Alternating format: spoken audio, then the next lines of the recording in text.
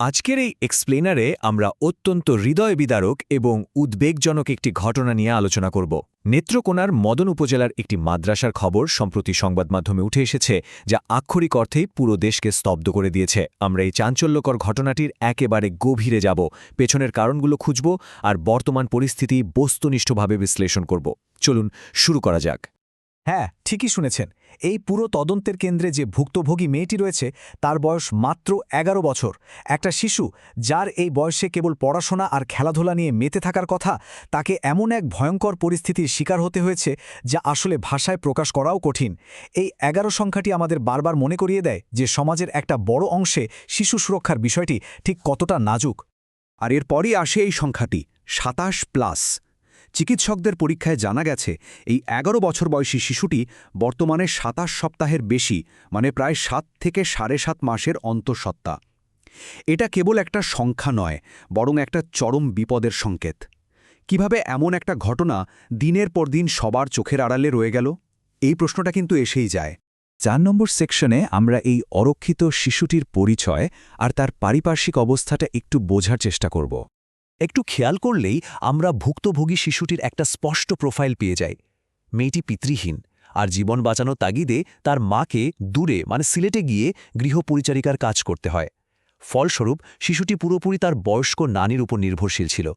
নানির কাছে থেকেই তাকে মাদ্রাসায় পড়াশোনা করতে হতো। এই যে পারিবারিক বিচ্ছিন্নতা কিংবা অভিভাবকের প্রত্যক্ষ নজরদারির অভাব, এগুলোই কিন্তু শিশুদের অনেক বেশি অরক্ষিত করে তোলে, আর অপরাধীরা ঠিক এই অসহায়ত্বের সুযোগটাই নেয়। নেত্রকোনার মদন উপজেলার পাছাড় গ্রামে অবস্থিত এই প্রতিষ্ঠানটিতেই শিশুটিকে পড়াশোনার জন্য পাঠানো হয়েছিল। হজরত ফাতেমাতুজ জোহরা মহিলা কওমি মাদ্রাসা। সাধারণত একটা ধর্মীয় শিক্ষা প্রতিষ্ঠানে অভিভাবকরা তাদের সন্তানদের পাঠান নৈতিক শিক্ষা আর নিরাপত্তার আশায়, তাই না? কিন্তু সেই নিরাপদ আশ্রয়স্থলটি কিভাবে চরম অনিরাপদ হয়ে উঠল, সেটাই আমাদের আজকের তদন্তের মূল ফোকাস। এবার অভিযুক্তের প্রোফাইলটা একটু দেখা যাক। নাম আমানুল্লাহ সাগর। উনি কেবল একজন শিক্ষক নন, এই মাদ্রাসার প্রতিষ্ঠাতা এবং পরিচালকও তিনি। ২০২২ সালে প্রতিষ্ঠানটি তিনি গড়ে তোলেন।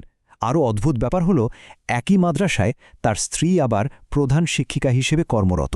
মানে পুরো প্রতিষ্ঠানটির ওপর আমানুল্লাহ সাগরের রীতিমতো একছত্র আধিপত্য ছিল। ক্ষমতা যখন এমন জবাবদিহিহীন জায়গায় চলে যায়, তখন তা কতটা ভয়ঙ্কর রূপ নিতে পারে, এটা তারই একটা জাজ্জল্যমান উদাহরণ। ৮ নম্বর সেকশনে আমরা ঘটনার টাইমলাইনটা একটু ধাপে ধাপে দেখব। আসলে ঠিক কখন, কিভাবে ঘটল এই অপরাধ। তো টাইমলাইনটা এমন, ২০২২ সালে মাদ্রাসাটি প্রতিষ্ঠিত হয়। এরপর ২০২৫ সালের নভেম্বর মাসে এই জঘন্য দর্শনের ঘটনা ঘটে। অভিযুক্ত শিক্ষক শিশুটিকে প্রাণে মেরে ফেলার হুমকি দেয়, আর এই মৃত্যুর ভয়েই শিশুটি একদম চুপ হয়ে যায়। ডিসেম্বর ২০২৫ থেকে সে মাদ্রাসায় যাওয়া পুরোপুরি বন্ধ করে দেয়। একবার ভাবুন, টানা ৫ মাস একটা শিশু ক্লাসে অনুপস্থিত, অথচ প্রতিষ্ঠান থেকে কেউ কোনো খোঁজই নিল না। এরপর ১৮ এপ্রিল ২০২৬ তারিখে অভিযুক্ত শিক্ষক হুট করে ছুটি নিয়ে মাদ্রাসা থেকে পালিয়ে যায়। আর অবশেষে মে ২০২৬-এ মেয়েটির মা সিলেট থেকে ফিরে এসে এই ভয়ঙ্কর সত্যটা জানতে পারেন। মৃত্যুর হুমকি কিভাবে একটা অপরাধকে এত দীর্ঘ সময় ধরে আড়াল করে রাখতে পারে, টাইমলাইনটা দেখলে সেটা খুব স্পষ্ট হয়ে যায়।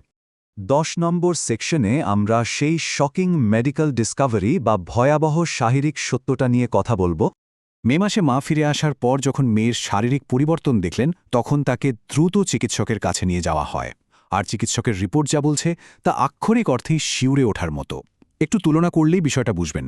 একদিকে একটা ১১ বছরের শিশুর শারীরিক বাস্তবতা, যার উচ্চতা ৪.৫ ফুটেরও কম আর ওজন মাত্র ২৯ কেজি। আর অন্যদিকে সে ২৭ সপ্তাহের বেশি অন্তঃসত্ত্বা।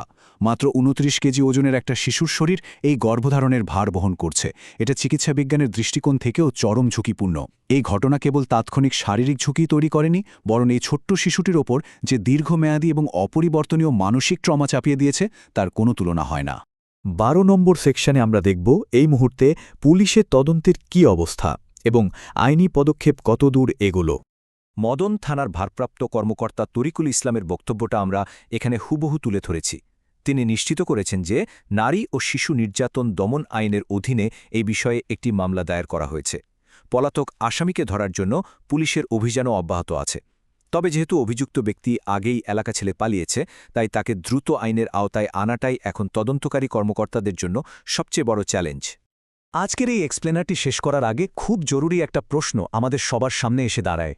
শিক্ষা প্রতিষ্ঠানের মতো জায়গায় যেখানে শিশুরা সবচেয়ে নিরাপদ থাকার কথা, সেখানে কিভাবে এমন চরম অনিরাপদ পরিবেশ তৈরি হতে পারে?